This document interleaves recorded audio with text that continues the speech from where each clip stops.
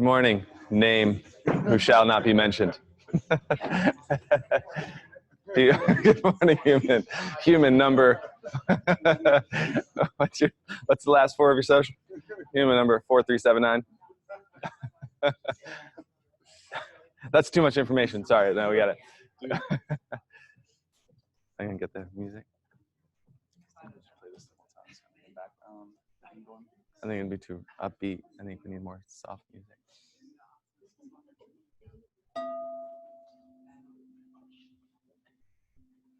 All right, good morning, everybody. Let's come together with purpose, sit up tall, close the eyes.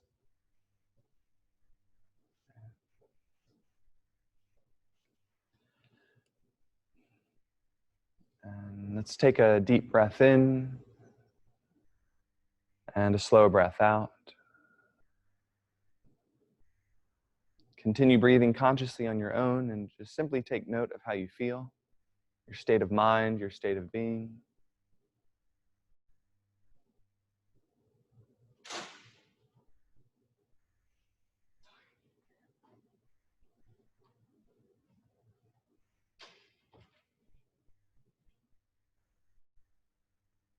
And now bring the palms together, prayer position over the heart. And consciously commit to a way of being that will support you today.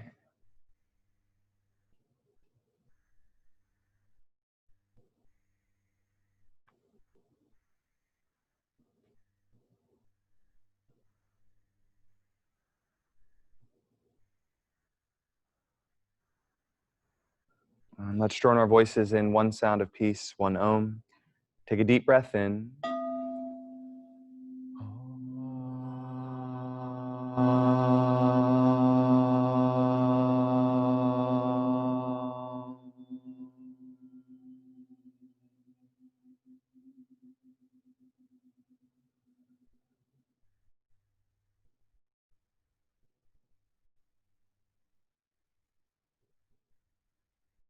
Relax your arms and open your eyes. How's everyone doing today? Feeling good? Sore? Tired? Tired? Yeah. Any questions, comments, concerns, thoughts about yesterday at all? Anything we covered? Kelly asked a question just a couple moments ago about what to do when you need to condense. Like, is it when you run out of time type thing? Yeah, how to condense time. And it's a really good question, and she was thinking about the right way. So she asked, if you need to pull a pose, do you pull one of your builds or do you pull your pinnacle? Like, if you have the choice, you pull one of the build-ups to the pinnacle, or do you pull the pinnacle? So what would you guys say? Yes. The answer is yes, pinnacle. And why? Right? Exactly. Right. So the simple to complex, we're hitting all the areas of the body, right?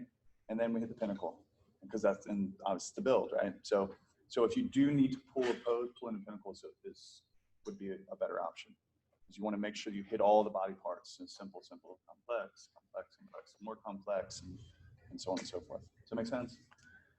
Now, if you actually have the choice and you're in the flow of it, I was telling them that core work is one of the best places to condense. You need to save time. You can do a very quick, simple core work. And I've literally done like 10 toe touches, and that's it. Something simple, or like 5 mountain climbers or something really quick. All right, I'm done. Or you could skip it, or just completely skip it. Yeah, when you're looking at it, so my MO lately has been like I've been having to condense core work a lot, and so I've been doing a lot of mountain climbers. The consideration that you want to look at with that is core work that requires lots of arm strength, like planks. Like, I'm doing core work, but I'm doing it from plank or forearm plank. That still requires a lot of energy and effort and strength in the upper torso. So if you've like done, I don't know, a bunch of flows and there's been a bunch of chaturangas, like more so than normal, and you feel that like people have already fatigued their upper body enough, it may not be the right call to then do a forearm plank, because people won't get the core work, not because they don't have the core, is that they've already fatigued the area of the body that is designed to stabilize them in that. Does that make sense? That's what, for us, and I've been kind of leaning a little bit and pushing that limit just a little bit lately. But I just want to throw it out there, like look at core work. 'Cause not all core work is created equal. And especially in your forearm, your flow class, when you're doing a bunch of chaturangas, that's we talked about it yesterday with the difference between stability and flow. Like flow is very upper body heavy, right? And if you've already kind of worked that to an extreme amount in a class, getting on your back and doing core work that way will be more effective for people. So just one of those little caveats you want to look at.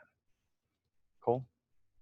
If anyone needs to get on the internet here, the password's $SAN. Hi, Chris. We can't hear John very well. I may have.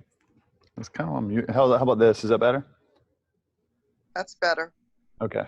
I think I was on. You're welcome. I think I was muted a little bit. It was funny yesterday. Chris couldn't get on the internet, and we had the password. And then remember, I asked Charmaine. I was like, Charmaine, how do you spell $SAN? She's like SANDOLLAR. So I missed that part, and he was like, "Dude, it's not working." So I went over and I was like, "All right, how do you spell $SAN? 2 D's or 1 D?" And I'm not a great speller. I was like, "Oh, let me try 2 D's." Oh, I'm on. Like, I guess that's how you spell it. And I wasn't there for that portion. He was like, "We're on." I was like, "Okay, great." And so here I come. I show up this morning. I'm like, $SAN? No. $SAN? No. Let me look up $SAN. What is it? How do you spell it? SANDO. I literally went down to the front desk. I was like, "Did I change the password?" They're like, "No, $SAN still." Walk up to it. I was like, "Dude, $SAN." Chris like, "It's not $SAN. Like they just said it was." I was like, 2 words, 1 word. And I was like, 1 word. 1 word, 1 D. And I was like, if you're looking at a grammatically correct, you're going to get the right answer on a test. Right? If you're looking at getting onto a Wi-Fi, it's all just. So I was like, "Dude, it's 2 D's." He was like, "No, it's 1 D." I was like, "Well, now today it is 2 D's." Yeah, exactly. So sorry, Zoomers. I was on time, but $SAN was not. Oh.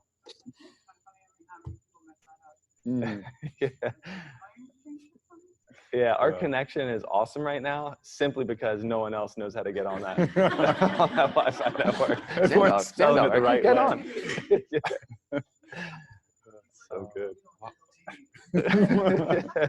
Why would they spell it incorrectly? It doesn't make any sense. Because it's a password. It's a super encrypted password. Spell it the wrong way. It's good stuff. Yeah. Cool. Right. Any comments, concerns, questions? Anything else? Sequencing wise, IATA wise. Deception password. Yeah, you're right. Totally. The password is guess. No, you literally have to guess it. Yeah, I'm not going to tell you. Are you guys hearing John better now? Okay, Yeah. cool. It's muted. All right, let's start this off a fun way and pull out something to write on, something to write with. Either this morning or right after break, we're going to talk about the final weekend. Just so if there's any link, we're like, they haven't told us yet. We kind of have, but over the time, like we'll just condense it and be like, this is everything you need to know for the last weekend, and exactly how the last weekend's going to flow, and all the considerations.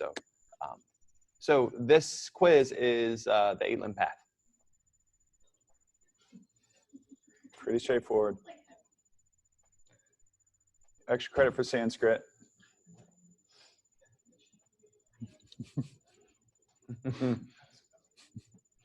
Yeah, how to spell the Sanskrit. How was that? Good? That is going to be part of the final exam, by the way. You guys kind of knew that. Nothing new.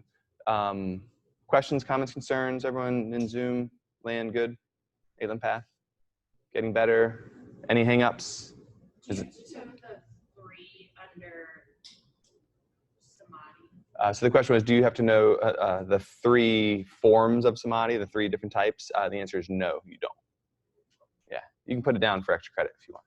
Okay, so that's what I was going to ask. Do you really want us to know the English or the? This is the one thing where we want you to know both English and Sanskrit. Yeah.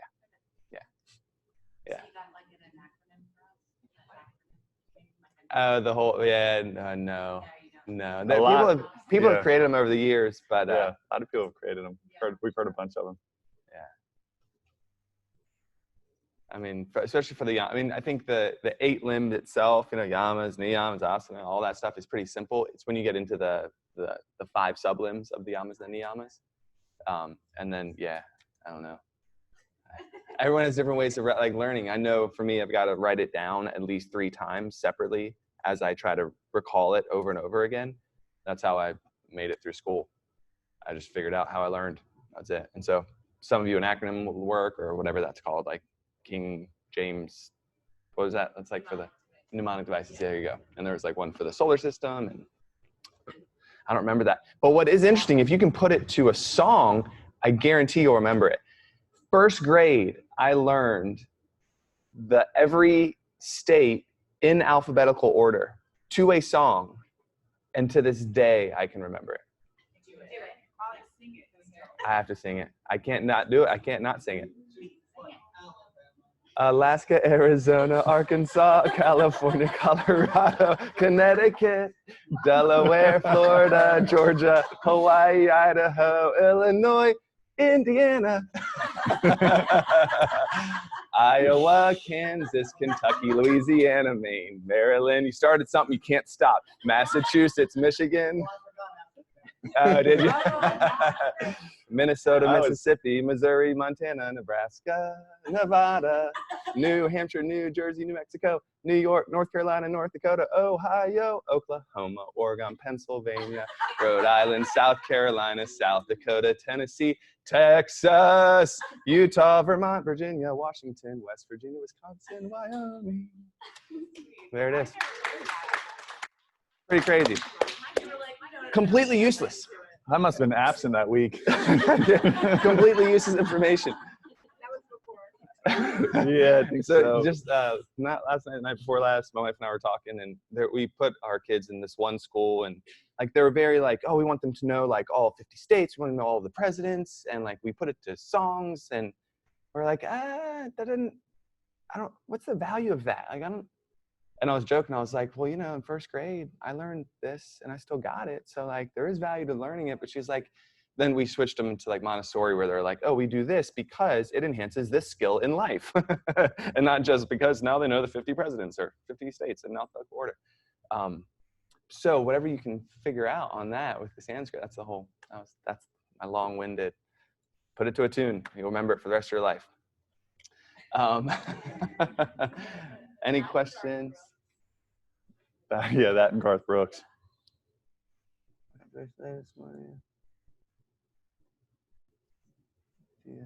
Time. Sherry, we'll depending on when you go, we'll figure it out. Some of the words are spelled differently depending on where it's written. Are you? No, we're not. Like, if it's like phonetical enough, we're good.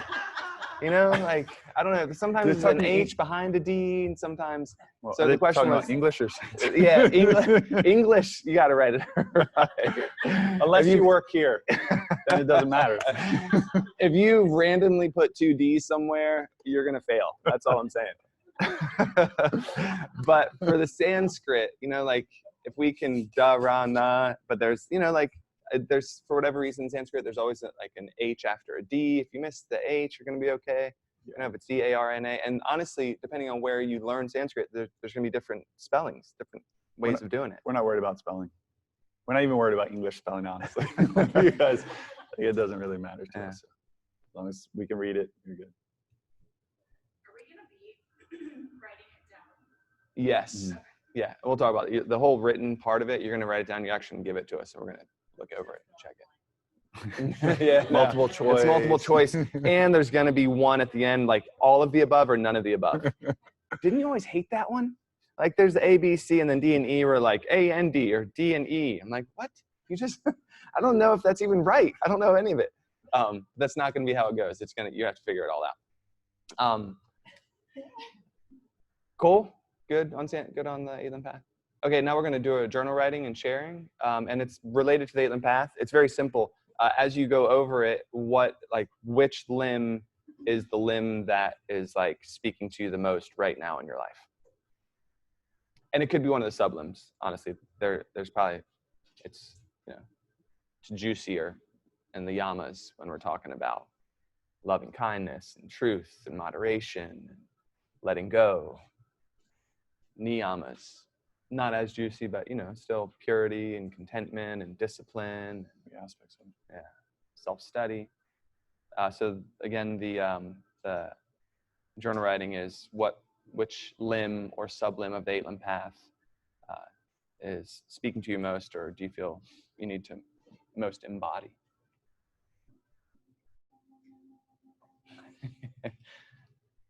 Man, we only need to know how to spell sand dollar. Then you pass.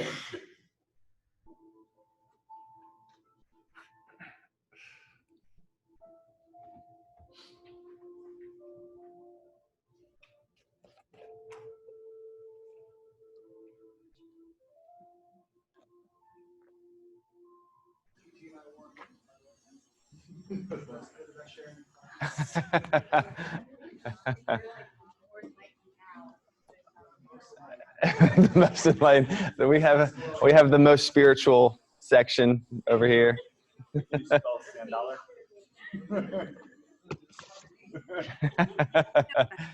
There's a couple of them apparently. All right. How was that? Good. Any takeaways?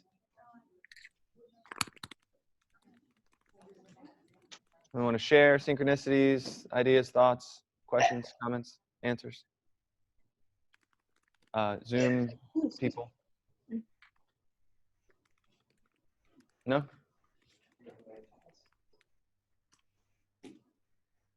Hey, Chris. Yes. Okay, I'll share. The person you partnered me up with, that was just like an absolutely fascinating experience. Kudos to you for matching us up. It was the universe. I literally hit a button and they separate everyone else out. Oh wow! Yeah. You're It was welcome. perfect. Good. Awesome. Exceptional button. Yeah. No, that's cool. I honestly, you may have, every time we do this, like, it always links up. Like, yeah, that person I talked to is the person that I should be talking to. Yeah. Whether you acknowledge it or not, that's how it happens. Oh darn! What? You're not. What? What'd you say? No, that the person that you shared with was the person that you needed to share with. Oh, okay. And you really had nothing to do with that? You just pushed a button? Yeah. I just somebody pushed a button. Wow. That's all I That's did. amazing. We just really want to give you credit for being amazing and thoughtful, Chris. Aw, thank you. And being I a will good take button that. pusher. And I would like to expound on my awesomeness for the next 25 minutes. No. Best button. You have the floor. Yeah. No, that's awesome. I mean, I say this sincerely. I don't believe in coincidences. I don't think, if you look at a system that's interdependent, like Phil and I were talking about how, like, once joined, two things are always joined. And this, like, proved by science. Einstein called it the spooky things at a distance thing, where like spooky theory at a distance, where like two electrons that were once joined, once they've separated, regardless of the amount of space and time and distance between the two, what affects one also affects the other. Instantaneously. Pretty cool. I don't know how that works, but I think of it as, like, on levels of consciousness, once we're here together, we're always joined in that way. And so because those things are all linked together, what seems to be randomness is just the misperception of lag time. An event happens and then it takes time and a number of space of time events for the effect of that action. We're kind of leaning into karma again. But the seemingly random experiences of life, I don't personally, this is just my personal call, I don't believe in. I believe in synchronicity, that what's happening right now is designed to happen for our benefit because it gives me more power in my life. And I feel like I have more, like, oh, this is happening for a reason. Now let me find the reason. We even have that. You guys know the saying, like, everything happens for a reason. But that's where we end it. And then we're left like, oh, what's the reason? Guess what? You get to choose. You get to choose the reason. That's a good question. What's the reason? Start with the question, right? Yeah, exactly right. And that once you ask the question, you then get, but what happens is people ask the question and then look outside of themselves for the answers. And what I'm saying is that may be given hindsight. You may not know in the moment. That's why, like our whole conversation yesterday, it's difficult right now because we're in this crazy transition of time. And you look back at, like, we can look back at the Great Depression economically, and we're like, oh, we're kind of dealing with something like that. So we can glean information and insights from it. But we're in the middle of it, right? We're making history now. And that's like, it's the hardest thing because you don't know what the right call is. But everything happens for a reason. And then we're left in this lurch of like, well, I don't know what the reason is. No, it doesn't make sense to me because we're inside of it. And so my point is, without actually knowing if it's true, because that's not really the question. What is the reason you want this to be happening? What can you create from this? And then it just empowers you, because then you look inside and say, well, how can I create this? Versus looking outside and saying, please, God, somebody tell me why this is happening so that I can make sense of it. Because, like, above all, I think close to belonging, meaning is super important in our lives. Shit's got to make sense to us. We got to be able to fit it in the box of like, okay, this is why this is happening. That right along with like, oh, I want people to share this experience with, is super important for us. And so my point, the reason I say that with what Sherry said, is that when we're sharing, the person that like I randomly hit a button, I'm not trying to control that, is because I want it to be, I trust in the fact that whatever happens, whoever you're with, and whatever you say is what needed to be said. It's who you needed to talk to. Even if like they agitated you, probably even more so. It doesn't happen often here, but that is kind of routine out in the real world. Does that make sense, you guys? Again, it's a total belief, and that's the thing about beliefs. They don't have to be like real or true. They just have to be believable. So then the question is, what beliefs are empowering you or disempowering you? That's what it comes down to, is the ability to choose. And we could talk, I mentioned this as an example yesterday of an old relationship. I can't remember what the context was, but if you think back to an old relationship that ended bad for you, you think maybe at a stage, you can give it any meaning you want, is my point. Then that's the reason we get to choose. One of those meanings is going to be empowering, the other is going to be disempowering. Right? That old relationship, that was just a horrible person, they ruined my life at that time. Right? Or that was an intense relationship, but it's exactly what I needed to find the person I'm with right now. Right? Same exact events happen, I'm just giving it a different meaning, or whatever meaning I choose. Right? So everything happens for a reason. We get to choose the reason is the most important part of that phrase. It's the same, we use the example of our father. It's the same thing with him. I could look back and say he's a son of a bitch. He's in La La Land and can't relate to anything. Or I could look back and say, that's exactly what needed to happen to put me where I am today, to actually teach this stuff. It's because of him, not in spite of him, because of his actions, because of what he did. I get to do this work with my brother. I get to do this work with my family. I get to do this work as a living, right? I have a blessed life. I could give it any meaning I want to, guys. One's empowering, one's disempowering. And that's what it comes down to. Is knowing first off that we get to choose, and then the practice of choosing. Knowing first off that we get to choose, which is the practice of yoga. Oh, we have a choice in the matter. And then deciding, okay, I'm going to choose. Let me say it this way, practicing, because it's a practice. It's practicing choosing and empowering meaning to it. Right? Because just like Chris described yesterday, you'll oscillate. If it's an intense experience, I forgave him. And the same thing happened to me. I forgave my dad, and then I had kids, and I was like, what the fuck? How can, like, this is the most incredible thing I've ever experienced.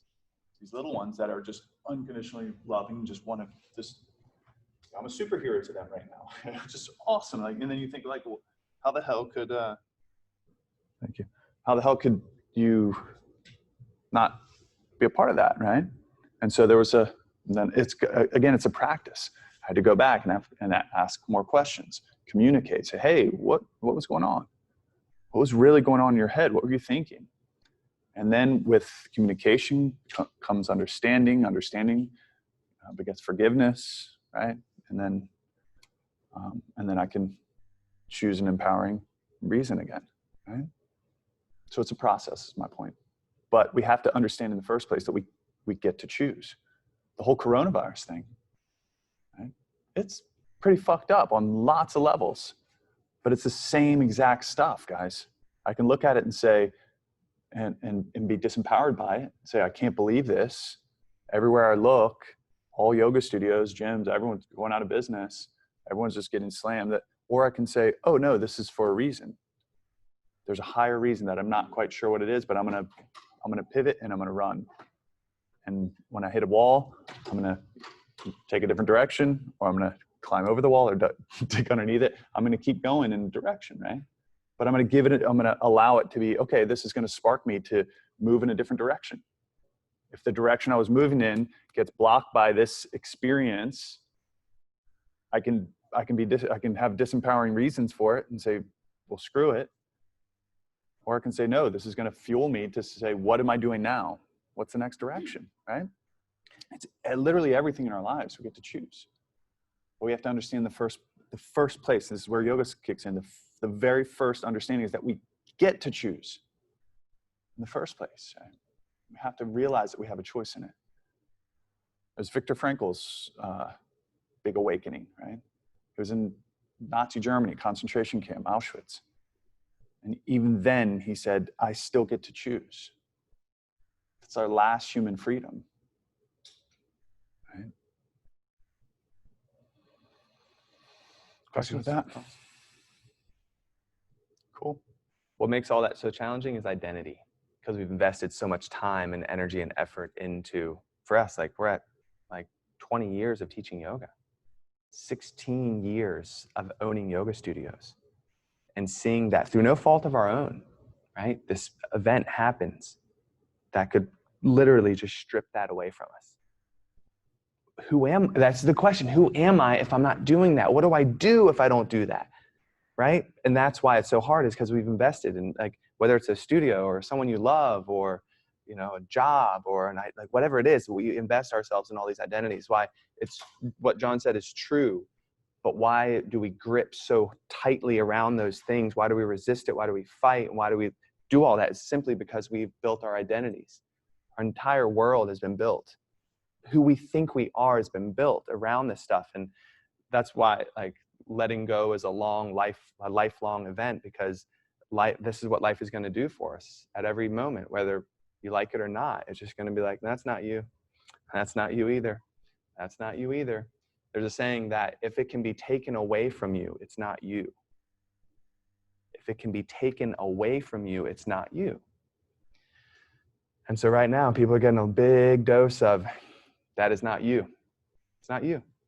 But so then we fight against it, because yes, it is me, because I've invested so much time. If that's not me, then who am I? Right? And then and here it is. That can be empowering. Who am I? Well, who do I want to be now? Who will I create anew? Or who am I? I feel deflated and lost. And sometimes we got to spiral down. The coaches of ours call it the pit. Sometimes you got to live in the pit for a little while, right? And be in that despair and be in that low point, and then pull yourself back out of it. But that's the idea behind yoga, is the core of all of it is identity. Who do you believe yourself? Who are you? This is I forget his name. He's an ancient saint. And he's like, the most important question you could ever ask yourself. It's very simple. Who am I? Who am I? And keep asking it over and over and over again, because who you think you are, like, even to the point, and this is where, like, I won't go deep into it because I don't think I'm prepared to, is like, even our bodies, even this, it's not it. Why? Because it can be taken away from us. We're going to die. But yet there's this witnessing presence that's inside of us that we're connecting with through this practice of yoga that will remain afterwards. even after this form is diminished. So not even our bodies are who we are. We're just inhabiting them for right now. That's some deep shit, right? You gotta take that one and meditate on it, right? But I say it's true because I believe that to be true in my heart. And looking at all the studies that we've done, and all like the people who have attained this level of mastery, whatever religion has been built underneath them, this is what they're saying. It's you. It's inside of you always. It's always been. And you, that thing that's inside of you, that presence, is connected to everything and source. You're not disconnected from anything at all. And that which is true inside of you will remain even after your body dies. Have that knowing, and then you get guided, and then like hold to that as you deal with their current situation, and you'll have better footing because you're tethering yourself to that which is permanent, which is steady, which will never leave you, versus tethering yourself to all of these worldly things.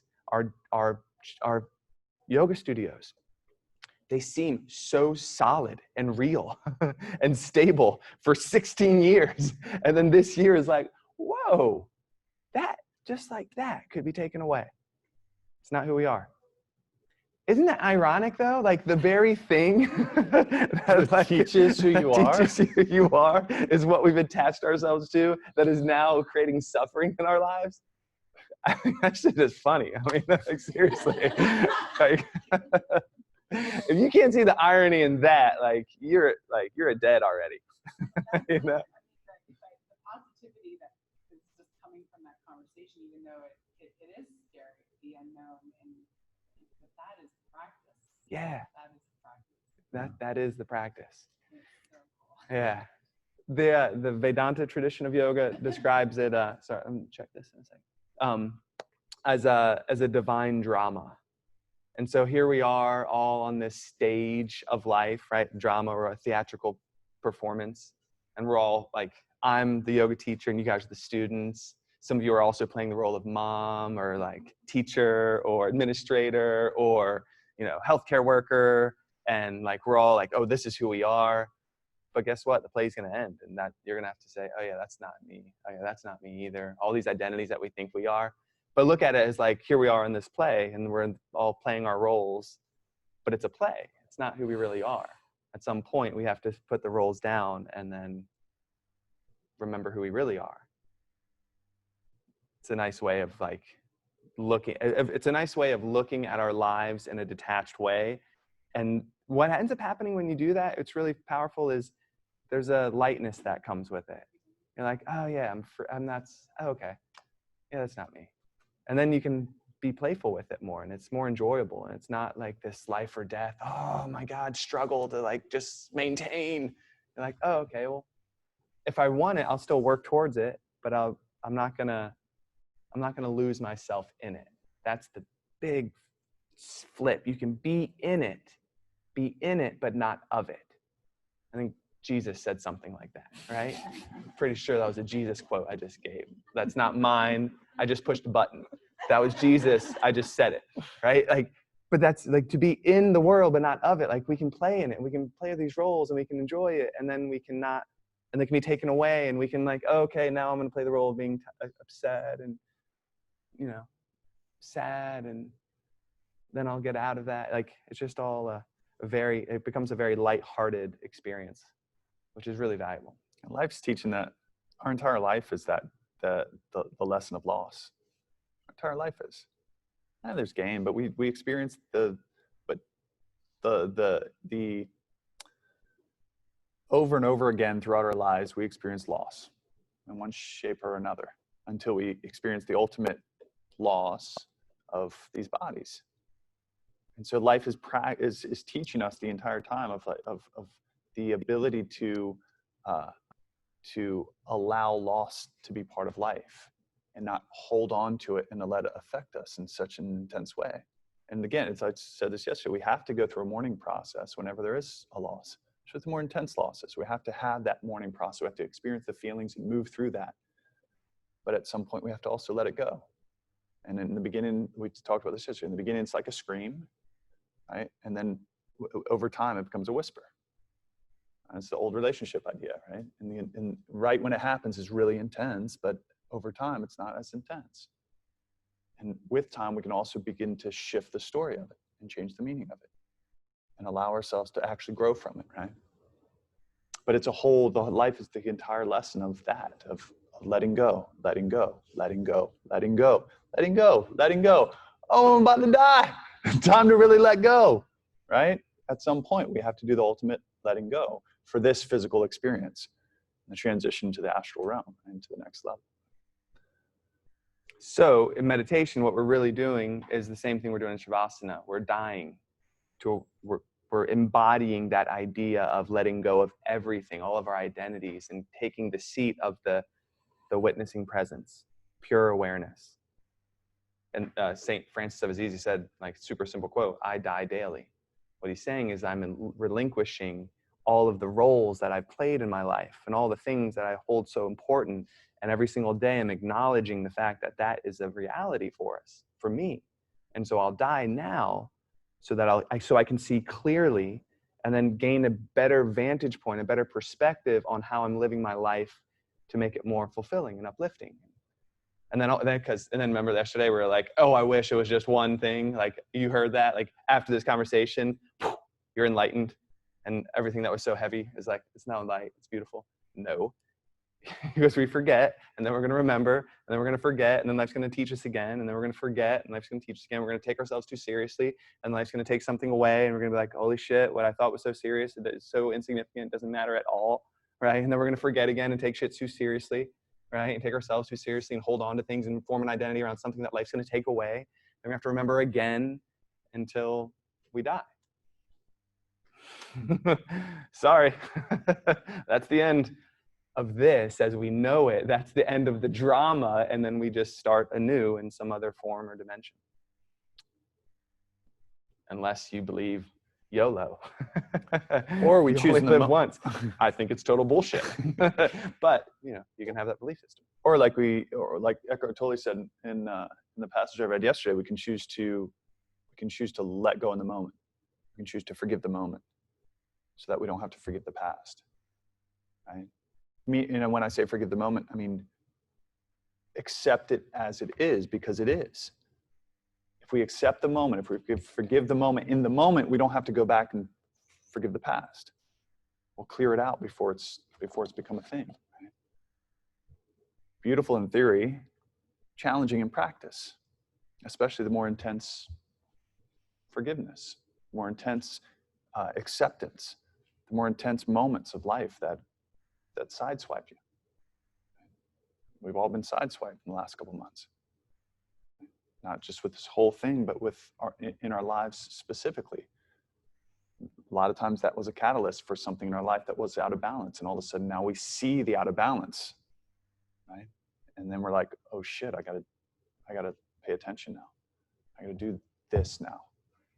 Right? I gotta clean house, in whatever form that means. All right, take a break.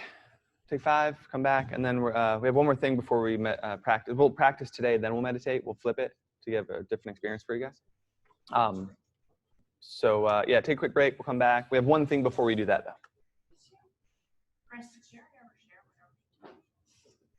I think, bless you.